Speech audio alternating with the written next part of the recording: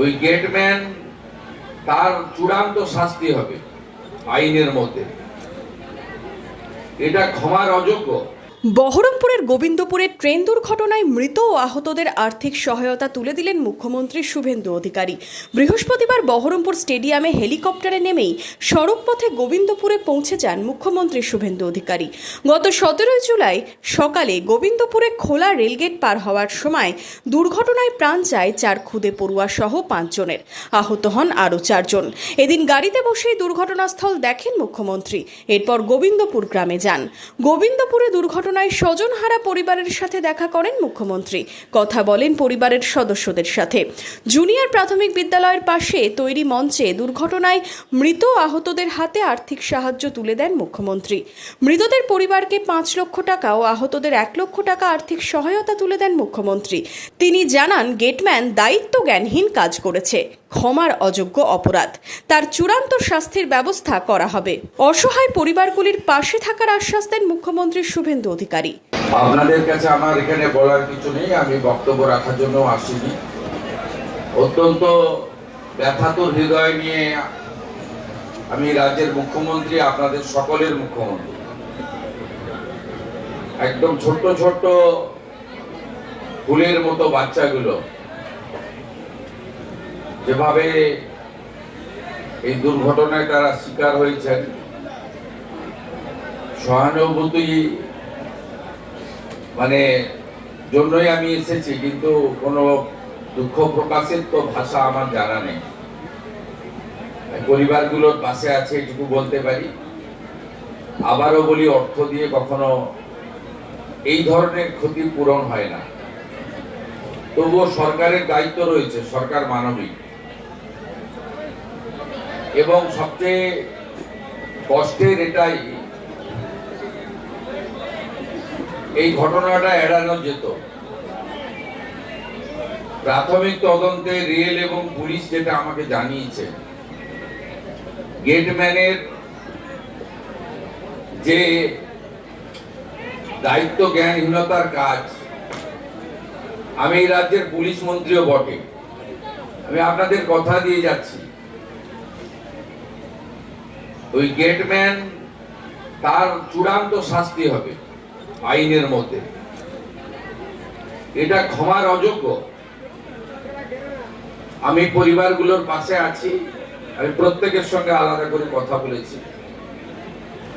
দেখুন, এখানে চোখের জল দেওয়া ছাড়া আর অন্য কিচ্ছু নেই আমাদের দেওয়া। উপরওয়ালা, ভগবান, ঈশ্বর যে যেভাবেই ভাবেন না কেন, এই পরিবারগুলোকে শক্তি দিক, তারা যাতে এই শোক কাটিয়ে উঠতে পারে। এবং পরিবারগুলো প্রত্যেকে, আমি দেখুন, প্রচারের জন্য আমি করি না কাজ। আমি যে অর্থ দিয়েছি সরকারি অর্থ, আমার অর্থ নয়। তার বাইরেও পরিবারগুলো যেগুলো যা চেয়েছে, কিছু দায়িত্ব আমি এসপিডিএম কে দিয়ে গেছি, তারা করবে। আর দুটো একটা দায়িত্ব আছে আমার, আমি সেটা করব। আপনাদের সকলকে বলবো, গ্রামবাসীদের, এই পরিবারগুলোর প্রতি লক্ষ্য নজর রাখবেন। এবং 3টি পরিবার, একজন তো সৌদিতে থাকে, আর 2 জন তো দেখলাম পরিযায়ী শ্রমিক, বাইরে থাকেন, তারা ফিরে এসেছেন ট্রেনে। এই পরিবারগুলো যাতে কোনোভাবে একাকিত্ব ফিল না করে, আমাদের সকলের দায়িত্ব। যেমন পুলিশ প্রশাসনও লক্ষ্য রাখবে, আমিও নজর রাখবো, এই জেলা থেকে মন্ত্রী গৌরীশঙ্কর ঘোষ তিনিও নজর রাখবেন। তেমনি আপনারা সকলে এই পরিবারগুলোর প্রতি নজর রাখবেন, এটুকু আমি প্রার্থনা করি। আমরা অনেক চেষ্টা করেছি বহরমপুর মেডিকেল কলেজে আহতদেরকে সকলকে বাঁচানোর জন্য, পারিনি বাঁচাতে সবাইকে। এখনো 2 জন ভর্তি আছে। আমি এখান থেকে গিয়ে সেই 2 জনের সঙ্গেও দেখা করব। আমি আপনাদেরকে শুধু 3টে কথা বলে গেলাম। পরিবারগুলোর পাশে পশ্চিমবঙ্গ সরকারের ক্ষুদ্র প্রয়াস, পাশে দাঁড়ালাম। পরিবারগুলো যা চেয়েছে আমার কাছে, যেটা আমার ক্ষমতার মধ্যে, সব ক্ষমতা আমার নেই, আমি সেটা করব, 15 দিনের মধ্যে করব। তৃতীয় হচ্ছে এই যে অপরাধী গেটম্যান, আমি পুলিশকে স্পষ্ট নির্দেশ দিয়ে যাচ্ছি, জেলে থাকাকালীন তদন্ত শেষ করতে হবে, চার্জশিট দিতে হবে এবং কাস্টডি ট্রায়াল করিয়ে যাতে ক্যাপিটাল পানিশমেন্ট হয়।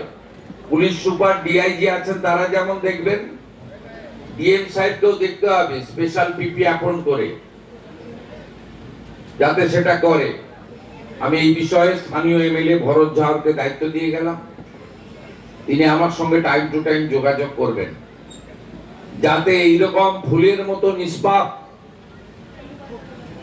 এত সুন্দর একরত্তি, আমাদের ভবিষ্যৎময় এইরকম ঘটনা যাতে আর কারণ না ঘটে, এটাই প্রার্থনা থাকবে। এবং কর্ণসুবর্ণ রেল গেটে যাতে আরো সুরক্ষা বৃদ্ধি হয়, ডিএম সাহেব রেলের সঙ্গে কথা বলবেন। তার জন্য আমার লেভেলে যদি কিছু কথা বলতে হয় রেলমন্ত্রীর সঙ্গে, সেটাও আমি করব। আমার আর কিচ্ছু বলার নেই, চোখের জল ছাড়া আপনাদের জন্য আমার দেওয়ার কিচ্ছু নেই। সবাই ভালো থাকবেন। Bureau report, Madhyabanga news.